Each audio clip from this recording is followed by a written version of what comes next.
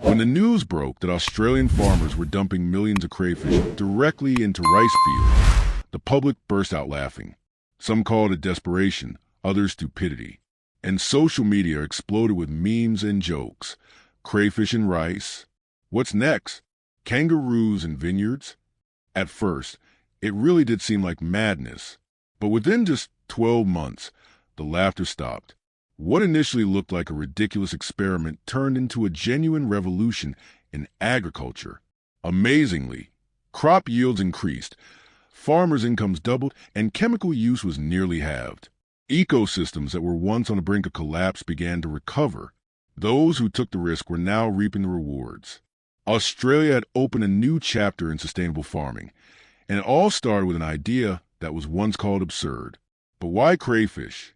Why move them into rice fields? The answer lies in a deeper crisis. Australian farmers have found themselves in a critical situation. Water shortages, falling rice prices, growing pressure from environmental organizations and the government. Once thriving regions like the Riverina began to empty out. Fields were abandoned, farmers went bankrupt. It was clear the industry had to change drastically or die. And that's when attention turned to a creature many didn't take seriously, the red-claw crayfish, Cherax quadricarinatus, native to northern Australia's freshwater habitats. These crayfish are known for their rapid growth, high protein content, and ability to thrive in warm, shallow waters. They were previously farmed in artificial ponds, and few considered integrating them with rice cultivation. But on the other side of the Pacific, China had already proven that this idea could work. In the provinces of Hubei and Jiangxi, millions of hectares have been transformed into unique rice crayfish farms. Rice and crayfish were cultivated side by side, creating self-regulating mini ecosystems. Yields increased, less chemicals were needed, and profits per hectare exceeded all expectations. This model lifted millions of Chinese farmers out of poverty and created a strong rural middle class. Soon the model was adopted in Vietnam, Thailand, and even in some U.S. states. That's when Australia decided to give it a try. Scientists from Cairo and Southern Cross University began to study whether the Chinese model could be adapted to Australian conditions. Biologically, it was a perfect fit. Crayfish consume algae, organic pest remains, essentially replacing chemical pesticides. Their waste fertilizes the soil, and their constant movement stirs up the bottom, improving oxygenation and releasing nutrients. But most importantly, they offer a second harvest, a consistent source of income even in years of poor rice yields. Of course, the idea faced resistance. People questioned whether crayfish would damage irrigation systems, introduce diseases, or displace native species. And above all, were Australian farmers ready to embrace something so radically new? Despite criticism, pilot projects launched. In carefully selected regions, the first batches of crayfish were introduced. Every detail was monitored: water levels, acidity, temperature, and stocking density. Farmers were trained on how to build special trenches along the edges of the fields to shelter crayfish from heat. Nets were installed at inlets and outlets to prevent escape. The whole thing seemed like an experiment on the edge of insanity. But early signs brought hope. Public opinion remained skeptical until the first full harvest season arrived. That's when the real transformation began. Surprising numbers, impressive results, doubled profits, and a rejuvenated ecosystem. And it all began with a step that even fellow farmers had once mocked. But those who dared to go first knew this was just a beginning, and what lay ahead was more than just a good harvest. The first rice crop not only confirmed that the new system works, but even surprised optimists. Yield didn't drop as skeptics had feared. Instead, they rose by 8 to 10%. Fields looked different, lush, green, healthy, with barely a trace of pests.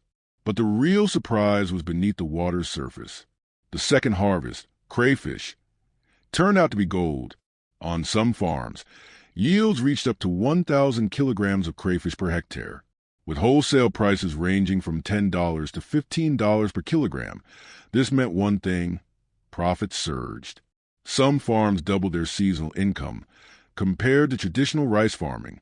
For small and mid-sized farms teetering on the edge of bankruptcy, it was salvation. People started paying off debts, upgrading equipment, and expanding their land. The experiment that had once been laughed at was now saving families from ruin. But it wasn't just the profits that amazed everyone. The use of chemicals dropped by dozens of percent. The crayfish fed on young weeds, pest larvae, and organic residue, things that used to require chemicals. In some cases, farmers nearly eliminated pesticide use altogether. This meant not only savings but also new market opportunities. Eco-friendly rice, organic produce, products in growing demand both in Australia and abroad. Even water-intensive practices in traditional rice farming started to change.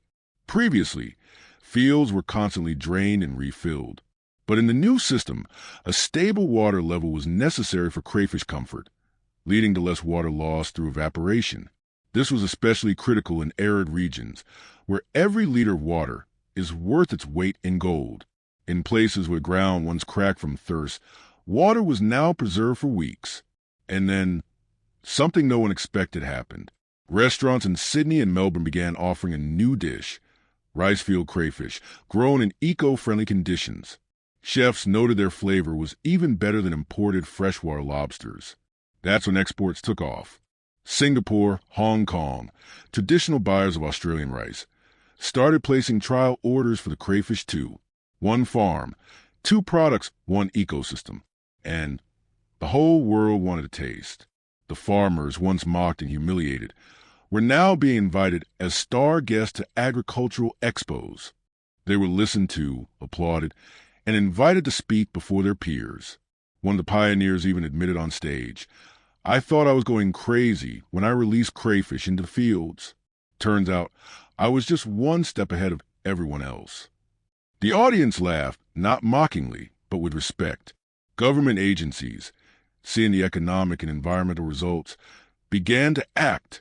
New grants, support programs, stricter biosecurity measures, and training courses all became part of a large-scale national effort to implement the rice crayfish model across the country. But amid the numbers, profit, and polished presentations, one simple yet powerful fact emerged. The land began to heal. Previously, chemical runoff from the fields flowed into rivers, killing everything in its path. Now, water filtered through crayfish populations came out cleaner. Where lifeless monocultures once stood, new mini-ecosystems were forming. And that's when it became clear. This wasn't just about crayfish and rice. Something much bigger had begun. It was no longer just an agricultural innovation. It was a cultural shift, a new mindset. And perhaps it was only the beginning. But the most surprising change didn't happen in the fields. It started in the cities, where young people used to flee to the big cities in search of any job. A reverse wave began. In small rural towns like Leeton, Deniliquin, and Griffith, strange changes were taking place. Previously shuttered shops reopened. More people appeared on the streets. In local cafes, people no longer talked only about football or politics. Believe it or not, they talked about crayfish. It was crayfish that brought life back to these dying towns. And this unexpected twist amazed even the skeptics. New businesses began to emerge around the new harvest. Small crayfish hatcheries popped up. Young entrepreneurs launched logistics, packaging, and export operations. Some opened family restaurants specializing in fresh red claw dishes. Others created labs to monitor water quality. People who, just a year earlier, didn't know what to do with their lives were now specialists in a new niche. For the first time in a decade, farming families were talking about expanding rather than selling off their land. And then came another surprise. Even the schools began to change. Local agricultural colleges started offering new programs, not just rice farming, but integrated bioecosystems. Kids were learning not just how to grow crops, but how to manage entire micro-worlds where every element matters. Those who once dreamed of moving to Melbourne or Sydney began to see a future for themselves right where they were, smart, high-tech, and profitable. However, one discovery truly shocked everyone. Researchers monitoring the process published unexpected data. Crayfish integration had not only improved water quality and reduced methane emissions, but also brought wildlife back to the fields. In areas where there had been no frogs or dragonflies, ducks, turtles, and even rare aquatic snakes reappeared. One farmer in Queensland reported that for the first time in 15 years, an endangered species of marsh frog had returned to his land. For scientists, it was a breakthrough. They realized this was not just about agricultural methods. It was about restoring lost ecosystems. Imagine a tiny patch of land that once held only water and chemicals transforming into a living biodiversity zone. A place where every movement of a crayfish not only improves the soil, but everything around it. Where rice not only grows, but is protected from pests by natural mechanisms. Where fields are no longer just factories, but living organisms. And the story didn't end there. International attention toward the Australian project began to snowball. First came a delegation from Vietnam, then Bangladesh, then Uganda. All of them saw in this simple but powerful solution an answer to their own challenges: climate change, water scarcity, and declining soil fertility. Imagine it. One idea, born almost out of desperation, suddenly becoming a symbol of hope for half the world. But with hope came risk. If other countries began mass adoption of the model, could they replicate Australia's success, or would they face unpredictable consequences? Some experts were already warning. Not every country is ready for such a transformation. Not all soil types, climates, or cultures would accept the rice crayfish symbiosis as a blessing. And that became the new intrigue. Would Australia become the teacher of a new agricultural age, or the victim of its own success? Meanwhile, among Australia's own farming communities, anxiety began to grow. Could they maintain their leadership, or would China and other countries once again seize the lead, as they had before? One thing was clear. The experiment that had started as a joke had grown out of control and become a global movement. But what would happen if this perfect balance was disrupted? Could farmers maintain the golden middle ground between profit and nature?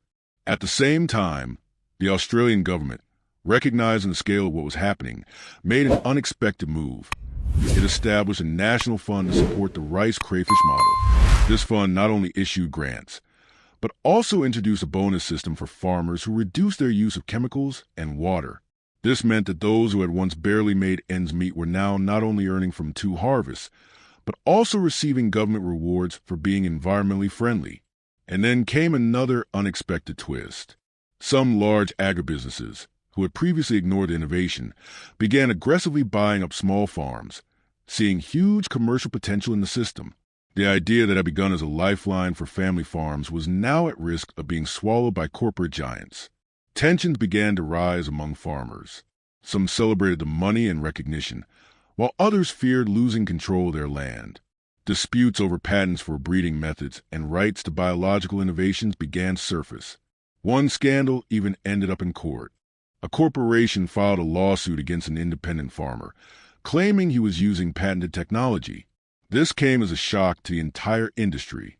What had started as an inspiring story about working in harmony with nature was now entangled in a corporate struggle for millions. But then, something happened that no one expected. Nature responded. In several regions where farmers began to chase profit at the expense of balance, overcrowding the fields with crayfish, ignoring regulations, and using artificial growth stimulants, the ecosystem began to collapse. Mass illnesses among the crayfish broke out. Rice yield dropped. The water turned stagnant and foul. And it became clear the system only works when a natural balance is respected. It wasn't a technology that could be mindlessly copied. It was a fragile symbiosis requiring precision and reverence.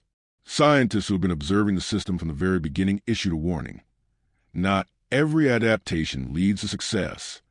One professor from Sydney called it the Icarus effect. We flew too high, too fast, and now risk burning our wings. His words were echoed in every news outlet, shocking both farmers and politicians. Audits of all programs began. Subsidies were suspended in some areas, and new standards were introduced in others. Suddenly, society realized that if we don't stop, we might lose everything. And that's when the children stepped in. Yes, school children from an agricultural school in Victoria conducted their own experiment.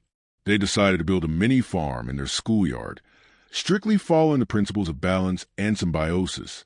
The results were perfect. The crayfish were healthy, the rice lush and green, and the water crystal clear. Their project received national recognition and even international media attention. It became a symbol. Wisdom doesn't lie in technology, but but in the ability to listen to nature. That's when society shifted.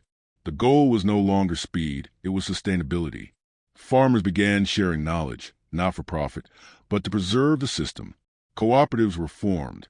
Open databases emerged. Joint research projects flourished.